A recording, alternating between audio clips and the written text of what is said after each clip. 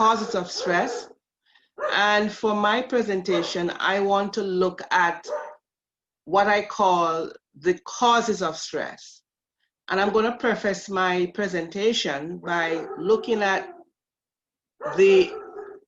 in the light of what is known as the diathesis stress model. And so the diathesis stress model is a person's either their vulnerability or the person's what is known as hardiness to stress. In other words, is there a vulnerability to stress, or is the person able to weather the storm? So in looking at that, there's what I call the predisposing factors for stress. And one of it is the genetic factors. In other words, our genes play a role.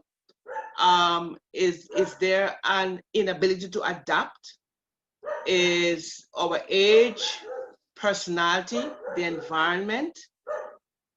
So these are some of the factors that can cause a predisposing factor. What I also want to talk about is what is known as the precipitating factors to stress. What are the precipitating factors? It's our stress response, our age, how we respond to stressors, or how do we respond to a diathesis in the environment. So therefore then, what makes a situation, what are the causes?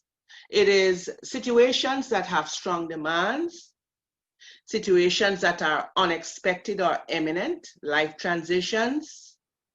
There is ambiguity, there's desirability, and there's controllability. So what if those things don't exist, or what if those things are compromised? What if controllability becomes uncontrollable? Desirability becomes undesirable?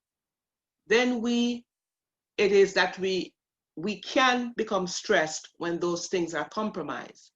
So there are two major reasons.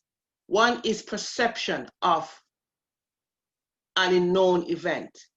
If we perceive something as dangerous, difficult, or painful, if we have, as we talked about before, an ambiguity about the fact that we don't believe we have the resources to cope, we can get very, very stressful.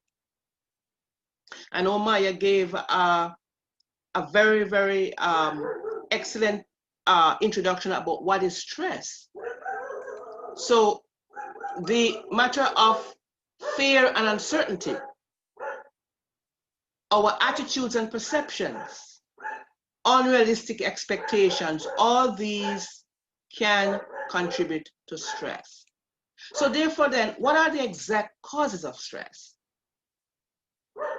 So as I talked about, I look at it in terms of the diathesis stress model, where a diathesis is a stressor that can be unexpected, it can be sudden, and it can be very, very severe. So as someone said, we're in the world of COVID-19. We are living in a world that has changed dramatically since 9/11. So stress then can be physical, can be emotional, can be social. So family relationships, school, peer groups, friends, discrimination, injury, sickness, fatigue. These are other things that can cause stress. So because causation will include warning signs, one needs to know what are the warning signs that, based upon what I talked about before, that can cause stress. So the nuance is, if we keep pushing ourselves, eventually something inside of us will send us red flags or warning signs that stress has become a problem. So apart from that, life stressors can also have a big impact. Examples of life stressors are death of a loved one, divorce, loss of a job, increase in financial obligations, getting married, moving to a new home, chronic illness or injury, emotional problems, depression, anxiety, anger, grief, etc.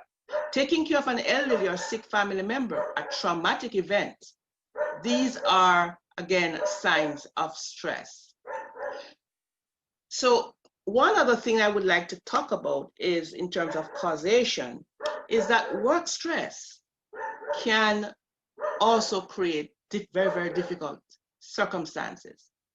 So work stress can be chronic overload, unfair treatment, impossible expectations from boss, unsupportive or hostile co-workers, inadequate training, lack of recognition or rewards, value conflict with your co-workers, an unpleasant work environment, a lack of clear direction about priorities. So not only work stress can create problems, but we look at stress in terms of two major forces. One is internal stress versus external. Let me just give a little brief overview of what internal stress may be.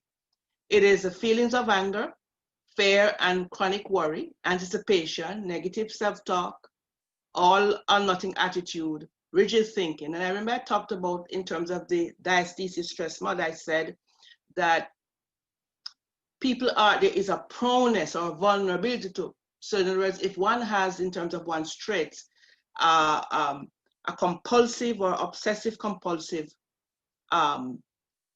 thinking or relational lifestyle, one can be prone to stress.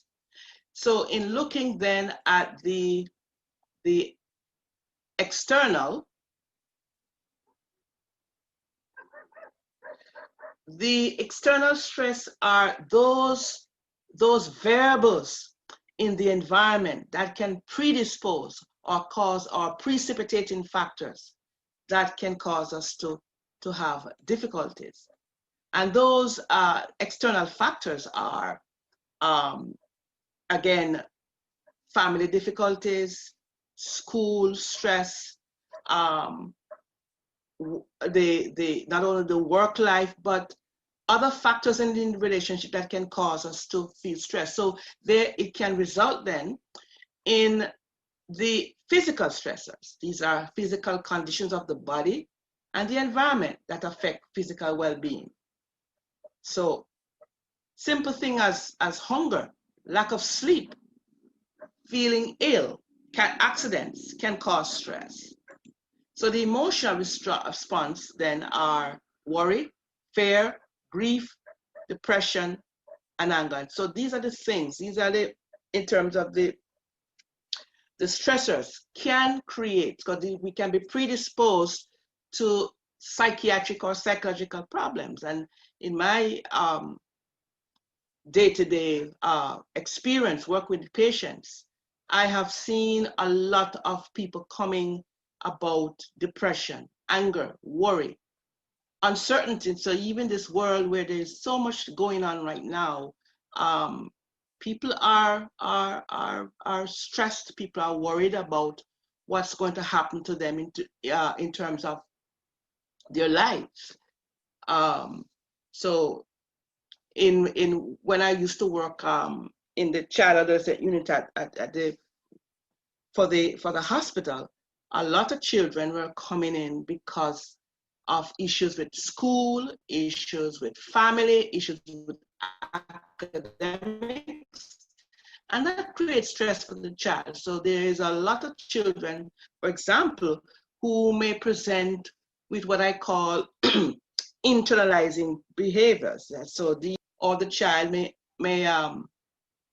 not only internalize, but the child may externalize their behaviors. So if you look at the DSM, most of these externalizing behaviors can be a result of stressors.